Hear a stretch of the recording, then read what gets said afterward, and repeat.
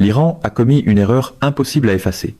Pas les attaques par procuration contre le territoire des Émirats arabes unis, pas l'équipe de commando insérée au Koweït et dont l'opération s'est terminée par une fusillade avec les forces de défense koweïtiennes, pas l'exercice militaire de 5 jours nommé en référence aux martyrs, lancé pendant un cessez-le-feu que le président américain avait déjà décrit comme étant maintenu en vie à 1%. Pas la contre-proposition qui exigeait une reddition américaine et qui a été qualifiée de déchet diplomatique. Chacune de ces décisions était une erreur coûteuse, stratégiquement lourde, mais réversible dans le sens où aucune d'elles, prise individuellement, n'avait produit cette conséquence cinétique précise qui retire définitivement des options dans un conflit. La décision de lancer une attaque coordonnée, à vecteurs multiples, contre 3 destroyers lance-missiles guidés de la marine américaine qui transitaient par le détroit d'Ormuz dans le cadre de Project Freedom, voilà l'erreur impossible à effacer. Parce que lorsque le corps des gardiens de la révolution islamique, le CGRI, a pris cette décision, les ordres de tir ont été transmis aux batteries de missiles côtières de Bandar Abbas. Ils ont aussi été transmis aux SM de vedettes d'attaque rapide dans les ports dissimulés de l'île de Keshem, à l'infrastructure de lancement de drones cachée dans le relief montagneux côtier et aux moyens sous-marins positionnés dans les eaux peu profondes du détroit. À ce moment-là, l'Iran ne choisissait pas simplement d'attaquer 3 navires de guerre américains, il choisissait d'ouvrir simultanément toutes les portes de ces villes souterraines de missiles sous les yeux d'une architecture de collègues du renseignement qui attendait exactement ce moment. Et ce que l'attaque n'a pas réussi à accomplir, c'est à dire endommager un seul bâtiment américain. Les contre-frappes qui ont suivi l'ont accompli avec une précision chirurgicale contre chaque installation que l'attaque venait tout juste d'identifier. Il faut comprendre ce que cela signifie sur le plan opérationnel. Le CGRI a passé 2 décennies à construire les villes souterraines de missiles sous l'île de Keshem, le réseau de défense côtière de Bandar Abbas et la porte d'entrée orientale de la base navale Shahid Rabari près de Syrie, des milliards de dollars, des années d'excavation. Toute la logique stratégique consistant à creuser dans une roche sédimentaire dure reposait sur la dissimulation qui empêchait le ciblage précis. On ne peut pas frapper ce qu'on ne peut pas localiser. Et pendant 20 ans, le CGRI avait fait preuve de discipline en maintenant le silence électronique qui empêchait les capacités de renseignement, de surveillance et de reconnaissance, ISR, américaines et alliées, d'alimenter la base de données de ciblage.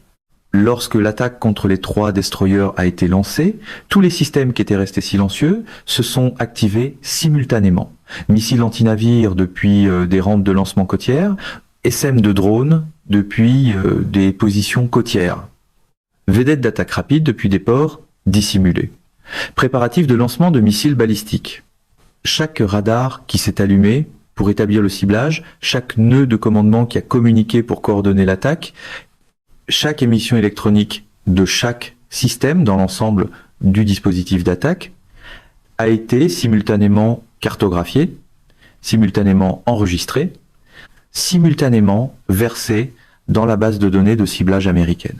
Avec la précision que 5 heures de collecte par EA, un 8G Growler durant la période opérationnelle précédente avait préparé et que l'activation complète et simultanée du dispositif d'attaque a achevé en quelques minutes. L'attaque du CGRI a produit 0 victime américaine, 0 dommage à un bâtiment américain. Les 3 destroyers, l'USS Truxtun, l'USS Rafael Peralta et l'USS Mason, ont complété leur transit du détroit d'Ormuz vers le golfe d'Oman sous le feu, sans une égratignure sur la coque. Les systèmes de combat Aegis ont suivi chaque missile entrant. Les intercepteurs Standard Missile ont engagé les menaces aériennes. Les systèmes d'armes rapprochées ont traité les menaces qui avaient pénétré à plus courte portée.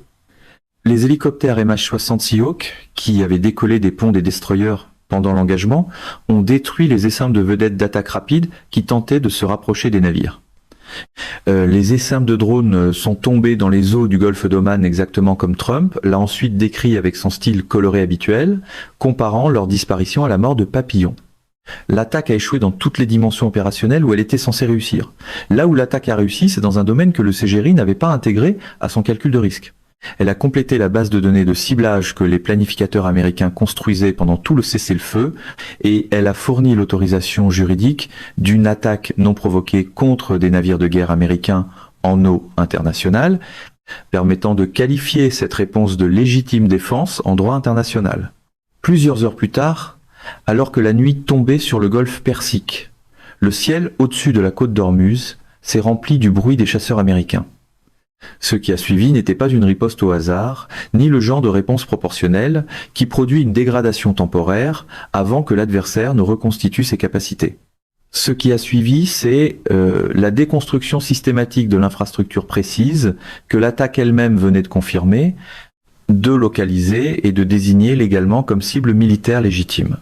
Bandar Abbas, il faut commencer ici, parce que commencer ici est essentiel pour comprendre tout le poids de ce que la contre-frappe américaine a accompli. Bandar Abbas n'est pas simplement une ville portuaire sur la rive nord du détroit d'Ormuz. C'est le centre nerveux de tout ce dont dépend la stratégie navale du CGRI. Le quartier général principal des opérations de surface de la marine iranienne, l'infrastructure portuaire en eau profonde qui a servi pendant des années de centre d'incubation des tactiques de guerre maritime asymétriques.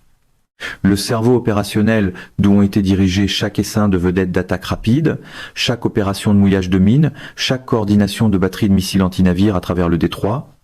Les grandes frégates iraniennes Jamaran et Sahan, qui avaient survécu aux premières phases du conflit, étaient commandées depuis cet endroit.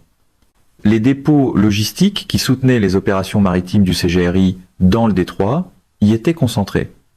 Les rampes de lancement côtières de missiles antinavires, qui représentaient la principale menace pour la navigation commerciale et navale, transitant par les approches nord du détroit, y étaient positionnées.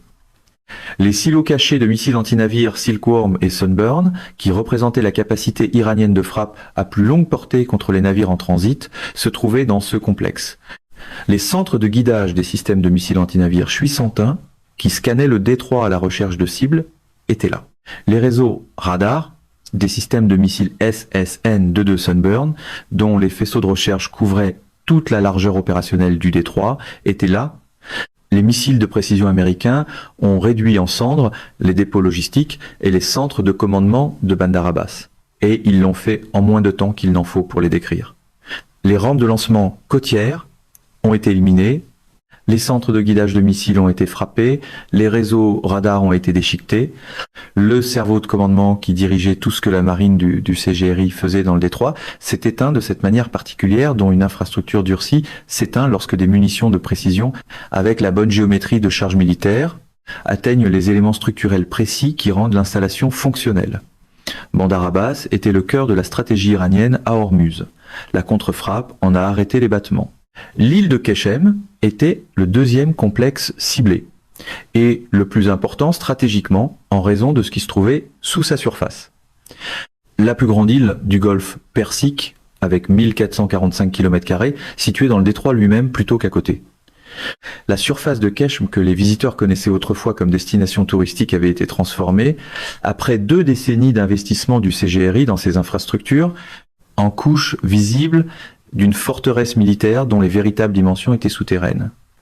Des dizaines de kilomètres de tunnels de béton excavés dans la géologie dure de l'île, créant la ville souterraine de missiles que les commandants du CGRI décrivaient publiquement avec fierté comme leur plus grand atout stratégique dans le détroit. Sous la surface de Keshmeh, des rampes de lancement de drones kamikazes Shahed, un 3-6 dissimulé dans des silos rétractables qui pouvaient émerger, lancer et se rétracter avant que les capteurs au-dessus d'eux puissent les localiser et les cibler. Les silos cachés de missiles antinavires Gadir et de missiles Nasser en attendaient l'ordre qui les enverrait dans les voies de navigation du détroit. Des missiles balistiques Qader étaient stockés dans une géométrie souterraine précise, conçue pour survivre au type de frappe aérienne qui détruisent l'infrastructure militaire en surface. L'infrastructure de commandement et de contrôle coordonnait le rôle de l'île comme plateforme avancée à l'intérieur même du détroit. Des munitions américaines guidées de précision, dotées de configurations de charge militaire capables de pénétrer les bunkers, ont frappé les entrées des réseaux de tunnels souterrains. Des bombes JDAM ont détruit les bases radar cachées qui fournissaient des données de ciblage au système de missiles de l'île. L'infrastructure de lancement des Shahed, un 3-6 a été éliminé avant que l'inventaire de drones qu'elle devait déployer puisse être activé. Le dispositif de frappe a traité les fonctions militaires de Keshm de manière si complète que l'île, qui avait été le porte-avions stationnaire de l'Iran, la plateforme avancée dans le détroit qui donnait au CGRI une portée sur tout le chenal navigable, a cessé de fonctionner comme actif militaire. La plus grande île du Golfe Persique, la ville souterraine de missiles, le plus grand investissement stratégique du CGRI dans le contrôle du détroit, disparu dans les heures qui ont suivi le transit des destroyers sans une égratignure. Syrie, le site de la base navale Shahid Rabbari, était la troisième cible principale et celle dont l'importance opérationnelle est la moins comprise dans la couverture publique de l'engagement. La base a ouvert en 2020. C'était la plus récente installation maritime du CGRI, construite spécifiquement comme porte d'entrée orientale vers les approches du détroit depuis le golfe d'Oman. Chaque navire commercial approchant du détroit depuis le golfe d'Oman, chaque pétrolier entrant depuis la mer d'Arabie, chaque cargo effectuant le transit depuis les marchés asiatiques, passait d'abord dans la couverture radar de Syrie avant que tout autre système de surveillance iranien puisse acquérir un contact entrant. L'infrastructure d'alerte précoce de Syrie le voyait. La base concentrait la capacité de collecte de renseignements la plus critique de l'architecture de défense iranienne à Hormuz. Les réseaux radars et les nœuds de renseignement qui indiquaient au CGRI ce qui approchait, quand, depuis quelle direction, à quelle vitesse et avec quel tirant d'eau, constituaient le fondement sur lequel chaque décision tactique dans le détroit était bâtie. Sans ces nœuds, les commandants des vedettes d'attaque rapide du CGRI opéraient effectivement sans yeux dans les approches. Sans cette alerte précoce, les opérations de mouillage de mines ne pouvaient pas être coordonnées avec le trafic entrant afin de maximiser leur efficacité. Sans ce renseignement, les batteries de missiles n'avaient aucune donnée de ciblage pour les contacts entrants qu'elles étaient conçues pour engager.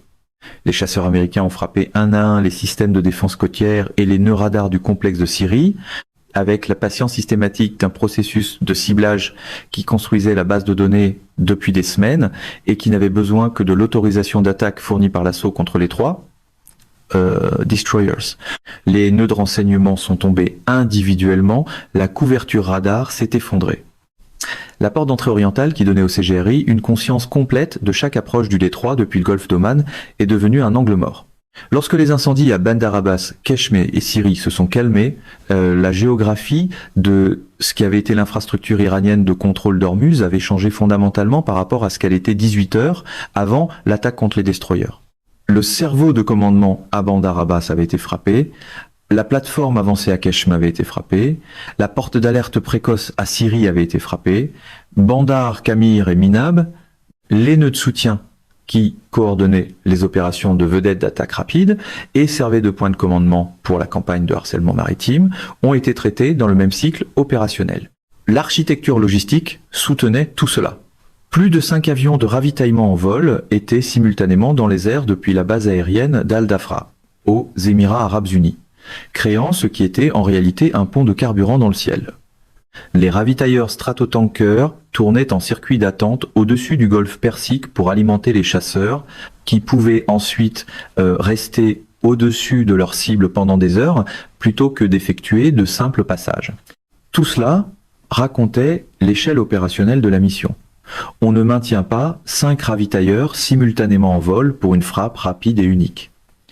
On maintient 5 ravitailleurs en vol lorsqu'on mène des opérations soutenues en plusieurs vagues contre plusieurs complexes de cibles sur une fenêtre opérationnelle prolongée.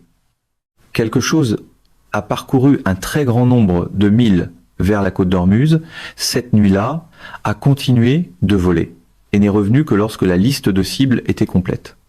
Les ailes aériennes embarquées ont été intégrées à l'opération au niveau exigé par l'ensemble des cibles. L'USS George H.W.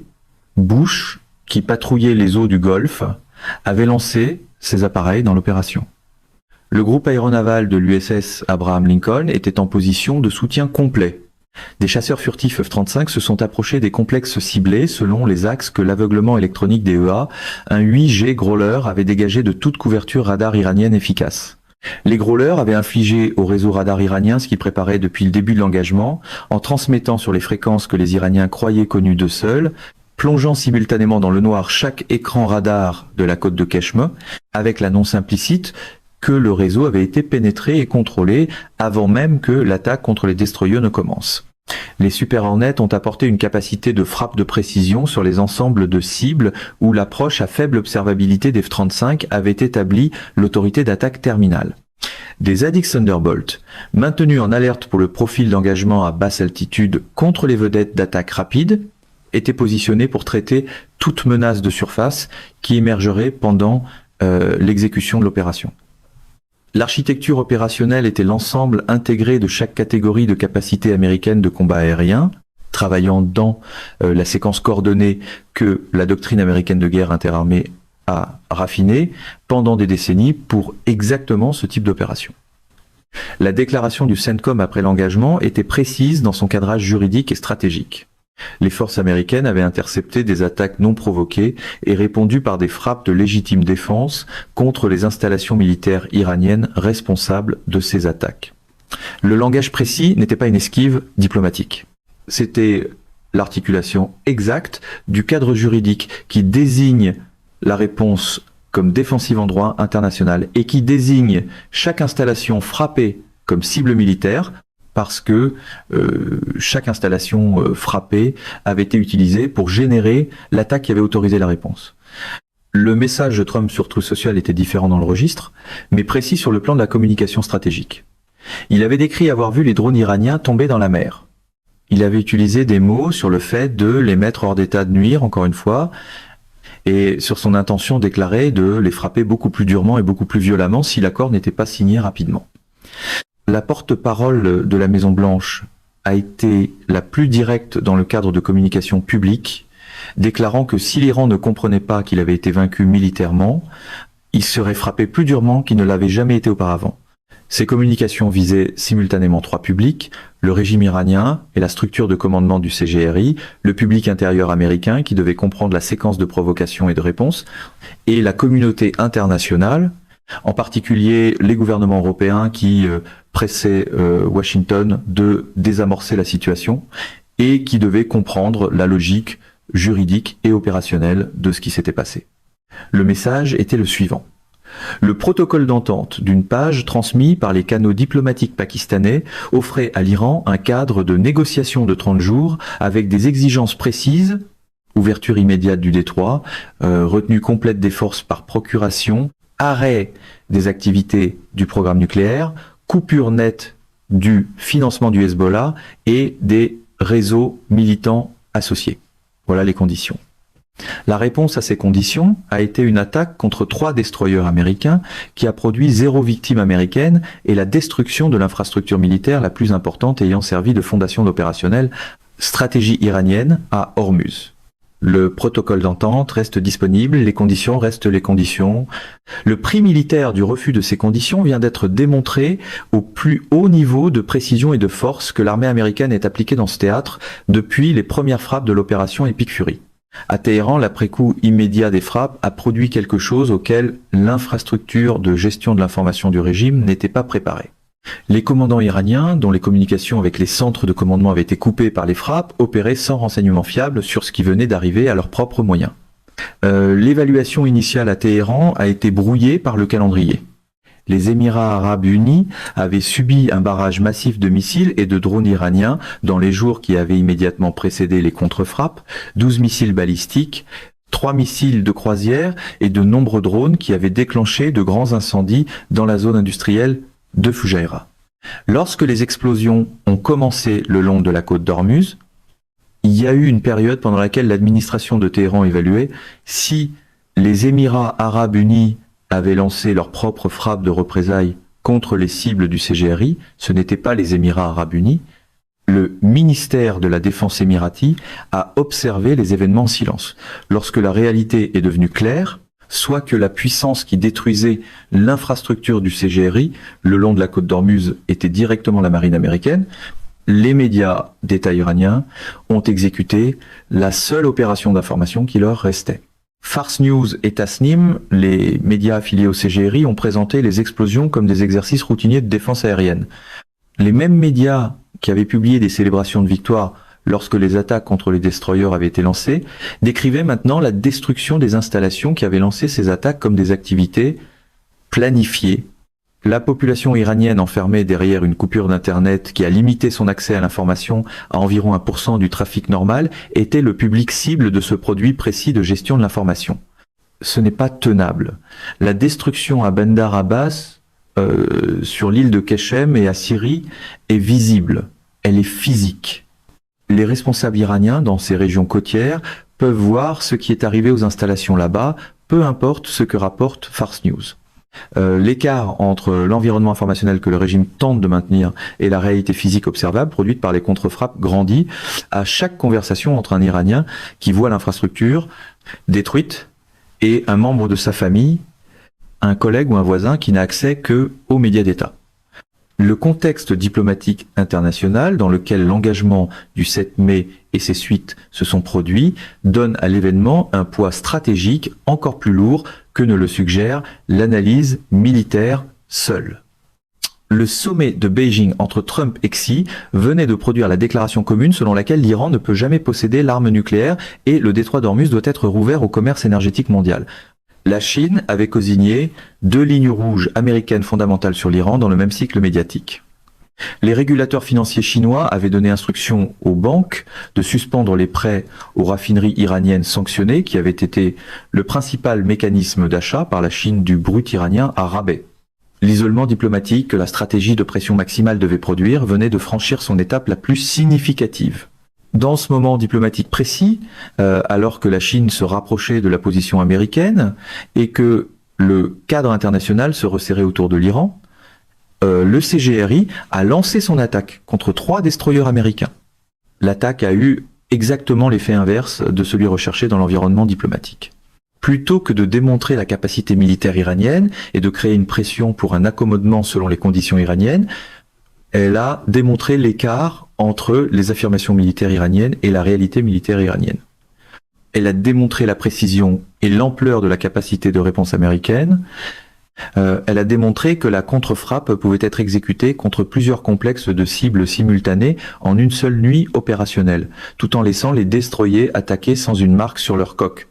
Chaque gouvernement qui observait ce résultat, depuis chaque capitale pertinente, a mis à jour son évaluation de la trajectoire du conflit dans la même direction. La doctrine de guerre maritime asymétrique du CGRI, bâtie sur l'idée que des armes bon marché, en grande quantité, pouvaient imposer des coûts aux actifs navals américains coûteux jusqu'à rendre le prix stratégique du maintien des opérations dans le Golfe plus élevé que ce que Washington accepterait de payer a échoué à son premier test sérieux contre le système conçu pour la vaincre, ciblage précis, synchronisation précise, 0 victime américaine, plusieurs complexes de cibles iraniens détruits au cours d'une seule période opérationnelle. Les 1609 km de côte du CGRI avaient été conçus comme une zone de mort. Le réseau d'îles, l'Arak, Syrie, Abu Moussa et Keshem elle-même, tissés avec des batteries de missiles côtières, des installations de mise en scène pour vedettes d'attaque rapide, des réseaux radars et des villes souterraines de missiles, étaient conçus pour rendre le détroit d'Ormuz trop dangereux pour qu'un adversaire puisse y transiter sans l'autorisation iranienne. L'infrastructure opérationnelle principale de cette zone de mort était précisément celle que les contre-frappes ont traitée à Bandar Abbas, Keshem, Syrie, Bandar Kamir et Minab. La zone de mort est beaucoup moins létale qu'elle ne l'était avant le 7 mai. Ce qui reste de la capacité militaire iranienne dans le détroit, c'est la flotte moustique de vedettes d'attaque rapide, dispersée dans les ports à double usage le long de la côte, une partie de l'inventaire de drones Shahed entreposés dans les installations souterraines qui ont survécu aux frappes, les lanceurs mobiles de missiles balistiques qui ont pu survivre parce qu'ils avaient été déplacés de positions connues pendant la période de cessez-le-feu, et les mini-sous-marins dont le contre-amiral Irani a confirmé le déploiement dans la même annonce que le détournement de navires. C'est pas rien, ce sont de vraies menaces qui exigent de vraies capacités défensives. Une vedette d'attaque rapide transportant un missile Chuissan de Nour est un bâtiment capable d'ouvrir une coque de la taille d'une frégate. Un drone Shahed qui survit à l'enveloppe d'interception et atteint un terminal de raffinerie provoque des incendies qui prennent des semaines à éteindre. Un mini-sous-marin en eau peu profonde présente un défi de ciblage différent de celui posé par les catégories de menaces de surface et aériennes. Mais c'est ce qui reste après que l'engagement du 7 mai a réduit l'infrastructure de commandement et de contrôle. Les principales plateformes de frappe, les batteries de missiles anti-navires les plus capables, et l'infrastructure souterraine de mise en scène avancée qui représentait le cœur de la doctrine du CGRI à Hormuz. Le protocole d'entente que les canaux diplomatiques pakistanais transportent demeure le mécanisme diplomatique par lequel une résolution du conflit peut être atteinte sans passer à la prochaine phase de l'action militaire. Les conditions sont ce qu'elles sont: ouvrir le détroit, arrêter les réseaux par procuration, stopper le programme nucléaire, 30 jours de négociations sérieuses en vue d'un accord global. La logique institutionnelle du CGRI, que le portrait analytique de sa consolidation intérieure confirme, ne veut pas accepter ces conditions, parce que les accepter met fin aux conditions de guerre sous lesquelles l'autorité politique intérieure du CGRI est à son maximum. La logique du gouvernement civil, que reflètent les communications privées du gouverneur de la Banque centrale au président, comprend que les mathématiques financières du refus de ces conditions produisent un résultat pire que leur acceptation. La porte-parole de la Maison-Blanche, Caroline Leavitt, l'a dit clairement. Si l'Iran ne comprend pas qu'il a été vaincu militairement, il sera frappé plus durement qu'il ne l'a jamais été auparavant. La structure de commandement du CGRI est dans les bunkers. Les villes souterraines de missiles à Keshem ont absorbé des frappes de précision qui ont scellé les entrées des tunnels. Bandar Abbas, le centre nerveux de tout ce que la marine du CGRI a revendiqué comme héritage opérationnel dans le détroit, est endommagé d'une manière que les propres médias du régime ne peuvent décrire sans reconnaître ce que les frappes ont produit. L'Iran a deux choix restants, et ce sont les deux mêmes choix qu'il a depuis l'entrée du premier dispositif de frappe américain. Accepter des conditions qui mettent fin au conflit en traitant simultanément la question nucléaire, la question du détroit et la question des réseaux par procuration. Ou regarder la prochaine phase de la campagne militaire, traiter les 30% de cibles restantes que l'opération Epic Fury a laissées et pour lesquelles l'opération Sledgehammer porte son nom. Le CGRI a détourné un navire le 14 mai, les sous-marins de classe Gadir sont déployés, les mini-sous-marins sont dans les eaux peu profondes. L'exercice Martyr Commander est en cours autour de Téhéran. Les bombardiers B-2 effectuent des missions d'entraînement depuis la base aérienne de Whiteman jusqu'à l'espace aérien européen et retour, reproduisant le profil de vol de la mission qui transporte des pénétrateurs de bunkers GBU 5-7 vers des installations souterraines durcies. Le MV Ocean Trader est dans l'océan Indien. Trump a dit que les destroyers avaient encore été mis hors d'état de nuire et qu'il les frapperait beaucoup plus durement et beaucoup plus violemment si l'accord n'était pas signé rapidement. Le cessez-le-feu est maintenu en vie à 1%. La zone de mort le long de la côte iranienne d'Ormuz est beaucoup moins létale qu'elle ne l'était avant le 7 mai.